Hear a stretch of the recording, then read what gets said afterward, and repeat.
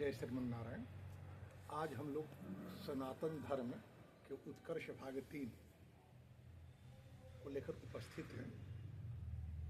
भारत चैतसिक प्रयोगशाला रहा है। अष्टधा विवाहों में ब्राह्म विवाह को सर्वोत्कृष्ट मान्यता प्राप्त हमारे यहाँ की गई है, क्योंकि यहाँ पति और पत्नी दोनों अलग अलग स्वतंत्र सत्ता न होकर एक संयुक्त सत्ता दंपति के रूप में जाने जाते हैं। पति पत्नी के भावनाओं का आदर करता है, पत्नी पति के भावनाओं का आदर करती है। ब्राह्म विवाह का यही उद्देश्य है। यही कारण है कि हमारे सनातन धर्म के ब्राह्म विवाह पद्धति में एक संबंध की स्थापना करते समय पति कहता है पत्नी से, हे बधू, पितृगृह में रहते हुए आपका मन जो दशों दिशाओं में अत्यंत चंचल रहा करता है, उसे पवन दे, जो विकर्ण पुत्र गरुड़ की तरह ही मेरे प्रति केंद्रित करे। इस मंत्र का प्रयोग यदि हमारे यहाँ पद्धति में किया गया है, इसका व्यवहारिक अर्थ है निश्चित रूप से पातिव्रत विशिष्ट स्त्री का सर्वोत्कृष्ट गुण होता है, परंतु सामान्य स्त्री समाज में जीने का अधिकार खो तो नहीं देगी। समस्या यह होती है कि यदि किंचित किसी कारण से अपने अतीत को छुपाने की स्थिति बनती है, तो उस दाम्पत्य जीवन में विश्वास का घोर अभाव होता है। हमारी भावनाएं बाल्यकाल से ही चलती हैं। आज भारतीय संविधान के द्वारा विवाह का काल निर्धारण करते समय दैहिक दृष्टि से व्याख्या किया गया विवाह का, जबकि सत्य बात यह है कि विवाह दैहिक कम आत्मिक अधिक होता है। यही कारण है कि हम संस्कार पूर्वक अतीत के भावनाओं के कारण जो हमारे भीतर मल की संभावनाएं बनती हैं, उसका प्रक्षालन करते हैं, क्योंकि संस्कार का एक अर्थ परिशोधन भी होता है।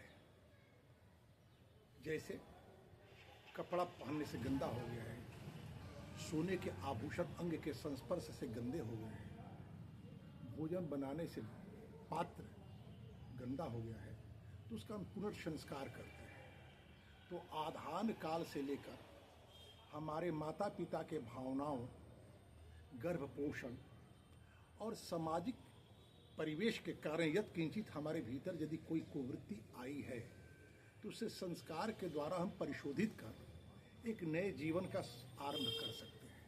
कल हम लोगों ने चर्चा की थी कि जब तक पत्नी सम्मान नहीं पाएगी, तब तक गृहस्थ जीवन का उत्कर्ष नहीं होगा। जब तक गृहस्थ जीवन का उत्कर्ष नहीं होगा, सनातन धर्म की पूर्ण स्थापना संभव नहीं है।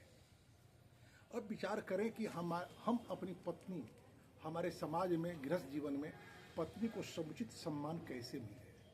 सम्मान के लिए विश्वास की आवश्यकता होती है, निष्ठा की आवश्यकता होती है। तो हमारे ज्योतिष शास्त्र के मुहूर्त प्रकल्प में यह बात आती है, जार सक्ता क्रिया लग्ने वृत्ति भ्रष्टा वृषोदय कुलोदय शुभा प्रोक्ता तथा जीतु मोदय नृशंसा कुलटा करके सिंहे बंध्या सकृत प्रशु पति स्वसुरयो प्रीता कन्यायाम प्रियाचिता कुलोदय धनाढ्यासत वृश्चिक के आदि आदि। तो यदि हम मेष लग्न में विवाह यदि हुआ, विवाह का अर्थ यहाँ सिंदूरदान से लेना चाहिए, क्योंकि पूर्व में हमने बतलाई थी आपसे कि विवाह एक स्पर्श दीक्षा है। पहली बार पति और पत्नी दोनों एक दूसरे के अंगों का संस्पर्श जो करते हैं, पति पत्नी होने के संकल्प के साथ, वहीं से विवाह घटित होता है। एक मनोवैज्ञानिक तरंग हमारे जीवन में घटित होता है। आज हम अपने राष्ट्र को पुनः गौरवान्वित करने के लिए, औपनिवेशिक चिन्हों को मिटाने के लिए क्रांति के अग्रदूत बन रहे हैं। निश्चित रूप से आवश्यक है कि किसी भी राष्ट्र के ऊपर यदि किंचित औपनिवेशिक चिन्ह कोई हो, तो हमारे स्वतंत्रता को वे चिढ़ाते हैं। तो इसका तो हम प्रयत्न कर रहे हैं, लेकिन आयातित अपसभ्यताओं, अपसंस्कृतियों के फैशन को हम अपने परंपरा में जो ढालते जा रहे हैं, इसका दुष्प्रभाव तो हमें झेलना पड़ेगा। इससे बचकर केवल और केवल मिथुन लग्न, कन्या लग्न, तुला लग्न, धनु लग्न के उत्तरार्ध में उच्च समुचित फल देने वाले नवमानुषों में यदि विवाह किया जाए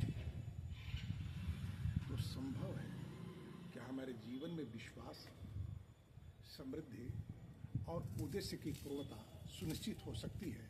फिर हमारा जीवन परस्पर विश्वस्त होगा, और जब विश्वस्त जीवन होगा तो हमारे जीवन में धर्म का अभ्युदय होगा।